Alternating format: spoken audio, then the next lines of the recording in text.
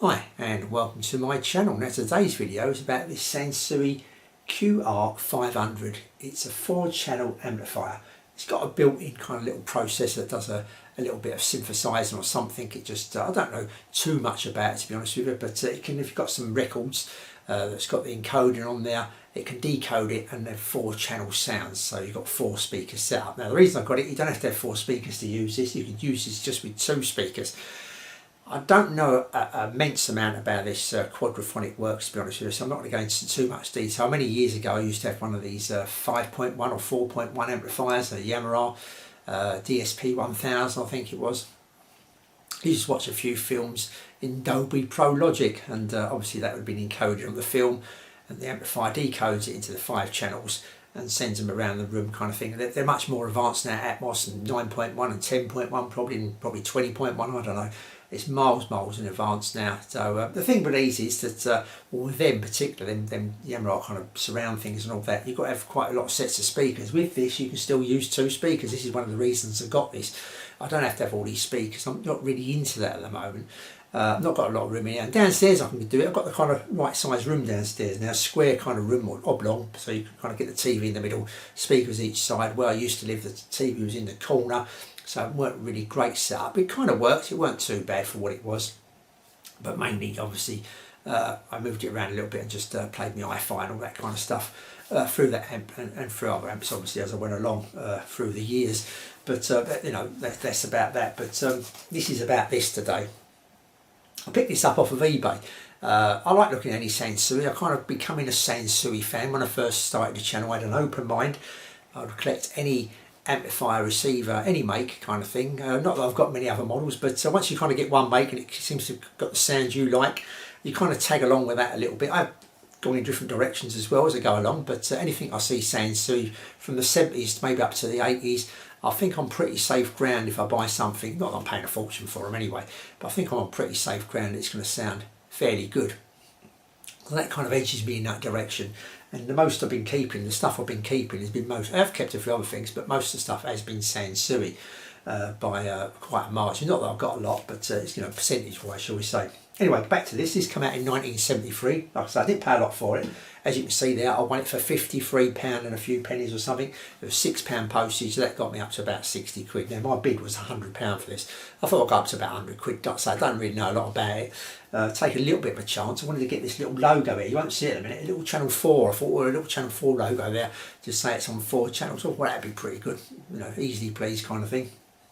So yeah, let's just talk a little bit about this. This is this only gives out 8 watts into 8 ohms, 8 watts into 8 ohms, and 11 watts into 4 ohms. Now it's going to be a bit complicated, a little bit long-winded this video because it does quite a lot of this, and I want to try and explain it all as we go along and all that kind of stuff. So it doesn't sound very powerful, but trust me, it is. If I said it was 40 watts, I don't think you'll disagree with me. You'll go, oh yeah, that's 40 watts, Mick, because that's how powerful it is. I mean, I've got a Sansui 331. Let's say this is the 441. I've got the 331 down below. I'm just going to do a slight comparison with the 331 rather than the 441 as we go along. Not that there's much difference between the two, but that is just rated at 12 watts.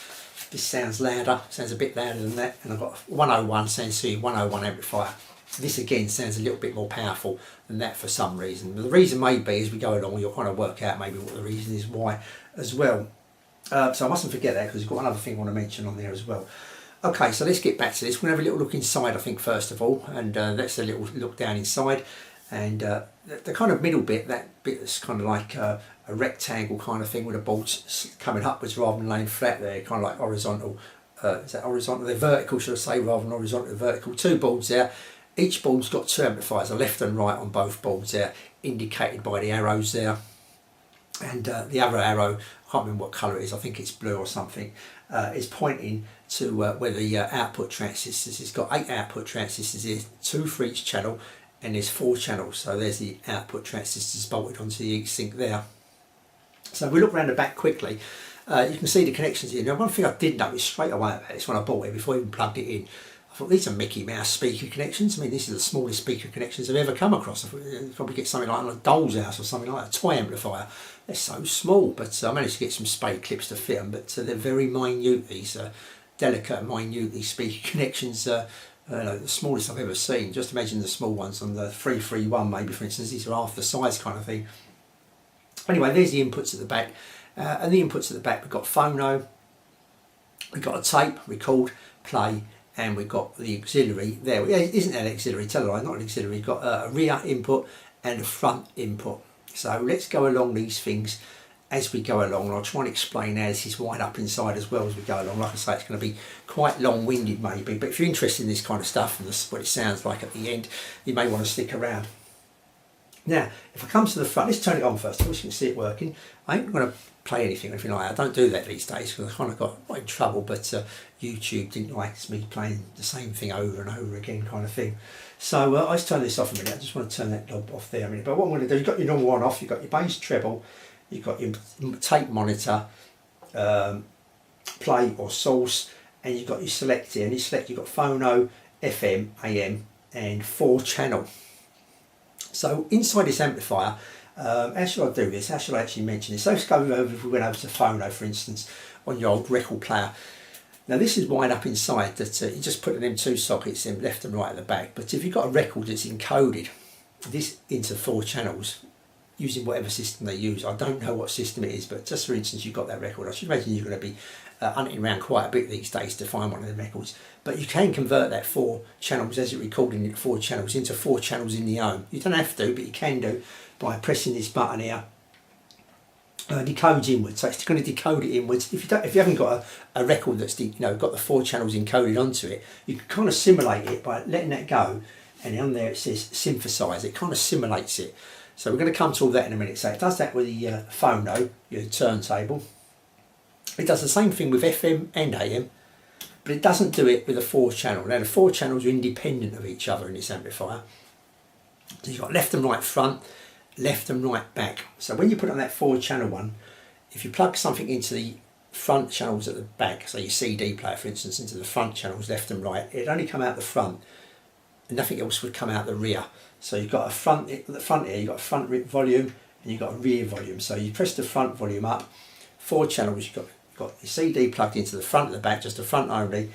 You'd only control it by the front here and it come out the front speakers. If you move this control here at the rear, nothing comes out because you've got nothing plugged into that rear port at the back. Now if you did manage to say split your CD into a left and right, 4 channels kind of thing, then if you've done the rear and front, then obviously both of them would work. But even pressing that button doesn't alter it, doesn't change any of the sound or anything. That button is redundant in the 4 channel mode. So this was probably aimed at someone that bought a separate 4 channel decoder for whatever it was, whatever decoding system they used back then. You may have had the 4 channel decoder and you wanted to put that into a 4 channel amplifier. That's where this, pardon me, would come in handy. You've got a 4 channel amplifier. So hopefully you'll follow me there. We've got 4 independent channels, a left and a right for the rear, a left and right for the front. So that's that. The only time they come into play is if we put it on AM, FM or phono, and also on the tape monitor as well. I forgot to mention that. If you press the tape monitor, just 2 channels going in, left and right, but it will output 4 channels if you've got 4 speakers. But you don't have to have the 4 speakers connected, only if you've got the 4 speakers. So I've been doing a little bit of mucking around, I kind of spaced out 4 speakers, and press this button in and out and a little bit of a muck around. I'm going to come to that in a minute. But yeah, so go back just to 2 channels, I think, before we get too complicated, just if you're going to use this for 2 channels. Now, if you're going to use it for 2 channels, you can do this 2 ways. Obviously, you can do it a few ways. You can have it on your phono, your record player, and that'll play 2 channels, no problem at all. But if you did press this button into Synthesizer, let's put it on phono. There you go. You don't press it in, you pull it out, and it synthesises. If you put it on decode, if there's nothing to decode, it won't decode it, so it'll stay the same, whatever's on the record. If it's not one of these special records, it'll stay exactly the same. It's just like a normal record you put on there. You're going to get a normal sound out, even though you've got it on decoder. But if you put it on synthesize, you will get kind of a little bit of that center, them 2 channels, that front channel, kind of like, rather than the singer being back dead center, quite prominent, and that, it kind of just gives it a bit more space. Spaces the vocalist out a little bit, gives a little bit more of a all effect, just a little bit of an all effect to the front channel. It does do that if you've done it there. And if you did connect up a rear speaker, rear set of speakers, left and right, and you turned up the rear volume, it kind of gives an echo and it kind of brings the backing singers forward. This is what I found on most things I played, not everything, but most things. It brought the backing singers forward, and the actual vocalist backwards. So it's kind of bringing them in more into place. So they would come out the rear speakers, maybe something like that. So that kind of gives a little, it kind of makes it like a Hawley effect kind of thing. It's more spaced out kind of thing, the actual sound. And like I say, bringing in singers a bit more forward, a bit more prominent. That's if you use it on the record player, just a normal record. Like I say, if you've got a special record that's been encoded, and obviously you can press that decode button in, the synthesizer goes off, but the number 4 stays lit, and you'll get the 4 channels as it was encoded on that record. And the same as with the tuner as well. If you've got FM, obviously there's no FM broadcast these days in 4 channels, but if there was, and it used the same system as this, that would do the same. It would separate the 4 channels and give you that kind of effect. Again, you can just leave it where it is, just use 2 channels, the front 2 channels, turn the decoder on, so it's on. There's nothing to decode, so it stays exactly the same. If you put it on a synthesizer, it'll make up something, it'll make it up a bit more, kind of like 3D-ish, all kind of effect. And I noticed again there, with the vocalist being on the front and the backing group kind of coming out the rear speakers, something like that. So that's that. Same with AM, FM, like I say, but as soon as you go to that 4 channel mode, that button does not do anything on the 4 channel mode. You've got your independent channels at the back, your left and right for the front, left and right for the rear. So you could, like I say, plug in a separate decoder. And there's something else you could do. I was thinking, what else could you use it for these days maybe? Now, if you had a pub or something like that, or maybe in your house, and you had this room, you wanted to play, I don't know, some disco tunes, in the other room, or the other room in your pub or something like that, you wanted to play, I don't know, some soul or something like that, you could actually connect 2 CD players up to it. You could have 2 separate CDs, one going into the front channels, left and right, one going into the rear channels, left and right. You've got 2 independent volume controls, so you could have different volume controls for different rooms. So you could have 2 sources going into this and giving out 2 different, different kind of genres of music, one in one room, one in the other, that kind of stuff. So you can do it that way. Hopefully you're following me. It's a little bit complicated, isn't it? It's a little bit complicated. But what I will say before going any further is that mucking about with that, let's just look at the speaker placements first of all. This is what the manual says. You can sit dead centre in between the 4 speakers, or you can sit towards the back of the 4 speakers and kind of have them rear speakers still in the front of you, but facing the actual main front speakers, as you can see there. I hope you can kind of make out what I'm kind of trying to say there. So you can have a little bit of an experiment where you put the speakers, you're going to get kind of different sound effects, all that kind of stuff. I'll be mucking about with that, and I think if you did get one of these, you're going to find even if you had 2 speakers, I've been mucking about with just 2, and just putting that on, put my CD player through the tape, because remember, it don't work if you use the 4 channels. If I put it through the tape monitor, my CD player, I can listen to some CDs. I can press that synthesize, so the synthesizer lights up. Let's just do tape monitor. Where are we? That comes out lit up. Is that one? There it is. Tape monitor there. So if I turn it off, what might I go back to there? So tape monitor, that should come on. There it comes, come on. Oh, I had it on 4 channel. That's it, yeah. That's because I had it on the 4 channel. Like I say, if you have it on 4 channel, it goes off. Just do the tape monitor, it comes back on. So I can kind of listen to that record with just it being like, just, let's say, spreading that vocalist out a little bit, and a little bit of all kind of echo, kind of all effect to it. It kind of brings a different dimension.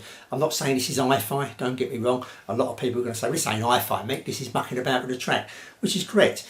But yeah, still a bit of fun, something different to listen to, and you start digging out some other CDs, thinking, I wonder what this one sounds like, I wonder what this one sounds like. So it kind of revitalises a collection you haven't maybe listened to for a while. You'll think, oh, I wonder what this is.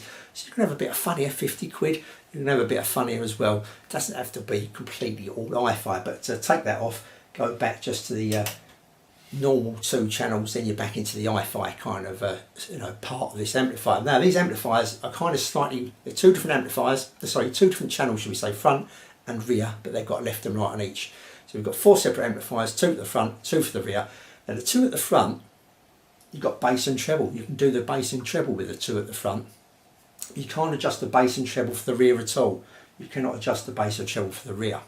So that's one thing to consider. Not that it made much difference. Now, I did find out that comparing the rear to the front by plugging my CD into the front first, then into the rear, and using the same speaker setup, just using a pair of front speakers and just putting them in the rear connections, that I just had a tad more, they kind of balance this out right, correctly, because like I say, you haven't got a tone control for the rears.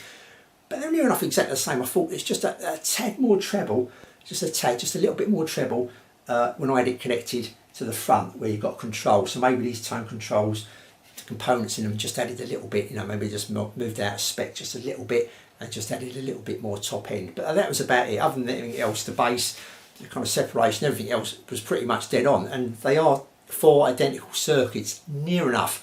The 2 at the front, it's just a couple of capacitors difference, a couple of coupling capacitors difference from the rear channels to the front. What they do, they miss out the tone controls and bypass that for the rear channels. And doing that, they just add a couple of the different coupling capacitors to kind of balance it up. I think that's what they've done there. Other than that, all the transistors, all the parts and everything else, apart from I think there's 2 capacitors on both channels, left and right for the rear, are the same. Every other component is the same. So that's what they've done there. They've skipped this part and carried on and used the 4 different independent amplifiers there for the rest of the setup kind of thing. So that's that. Now, one other thing I wanted to mention here also, which I'm going to come back to, maybe this is why this sounds a little bit louder, got a bit more guts, is this has got an automatic loudness control on it. For some reason, don't know why, but if you look at the manual for it, it has got an automatic loudness control, which on low volumes kicks in, and the eye you turn it up, obviously that should fade out, which maybe this is why this has got quite a bit of bass to it, this amplifier. The first thing you're going to notice on is, oh, am I getting some bass out of this? It seems quite low, it's quite punchy, got quite a kick to it, it's quite a decent sounding bass to it for just a small little amplifier, 8 watts a channel. You're getting some oomph with this amplifier with a bass. It's quite nice, it's quite tight, it's got quite a reasonable amount of definition for what it is, it's quite good. Going to the rest of it, the mids were quite nice, the piano, trumpet, the singers, the vocalists, should I say, not singers, they sounded all nice. It's quite a good sounding, it keeps in with the normal Sansui sounds. It pretty much sounds tone wise as all the others, apart from this extra bass we got here. Top end was pretty good as well. Yeah, quite nice top end, pretty much the kind of Sansui sound that I'm expecting. The only thing I would say, this has got more, when we compare it to the 331, which is more, I never remember this word, holographic kind of sound. It just hasn't got that. It just hasn't got that holographic. It's more of a 2D sound. It's got a bit of a dimension to it, but it's more of a 2D, not so much of an airy sound compared to that 331 and the 101. This kind of goes in kind of tune maybe with the Sansui 317, that kind of thing. It's just got more of a bit more of a flatter sound, shall we say, than that kind of really airy and holographic 3-dimensional sound that the 331's got, 441 and 101. Also, I would turn around and say that it's got the actual space around the instrument. It's just a little bit less than it is on the 331 and the 101. I just found that it's just a little, not so much space and room around the instruments as there was, not by a vast margin, just a little bit, percentage wise, 10, 15, 20% less, I would have said, something like that. And don't forget, this is old, it's come out in 1973. I know the other ones are older, old as well, they're just a little bit younger by 3 or 4 years, so it could just be a matter of a few capacitors need changing here, just to kind of bring it in line with that. But then again, it just may be the signature of this amplifier, I may change all of them and it stays exactly the same. It's just the 331, 441, 101's kind of got that airy kind of sound to it. Plenty of space around the instruments, all that kind of stuff. Well, this hasn't got so much, but it still keeps that Sansui sound, that Sansui signature. So there you go. The radio it wasn't the strongest radio in the world. I had to put a reasonable size wire antenna to it to get a reasonable kind of reception out of the radio. So maybe that's just slightly going or something, or maybe it just wasn't that sensitive in its time. Phono stage is pretty good, just 2 transistors, little 2 transistor phono stage that Sansui is doing a lot of these lower models, and that sounded fine. It sounded quite nice. There's nothing wrong with the phono stage there. Obviously kept in character with the rest of the amplifier and everything else. And like I say, you can have a little bit of a muck about this amplifier. It's not just a one-trick pony. It's got a few tricks up its sleeve that you could kind of experiment. I know a lot of people still struggling to find 2 speakers they like, let alone 4. But yeah, if you've got a big enough room, or you can find space for 2 speakers at the back, you may want a little bit of an experiment and get something like this. Not a lot of money. No one's really interested in these because they're low wattage, 8 watts. But don't forget, I think that 8 watts is probably more like 40 watts these days. It really is. And no one wants them because they see that 8 watt, they think it ain't for me. And there's other models, the QRX, where it ends in an X, then goes 6.5, I think 7.5. People more into them, they go for about £300, £400. more wattage, you've got a different decoder, apparently a better decoder in there and that.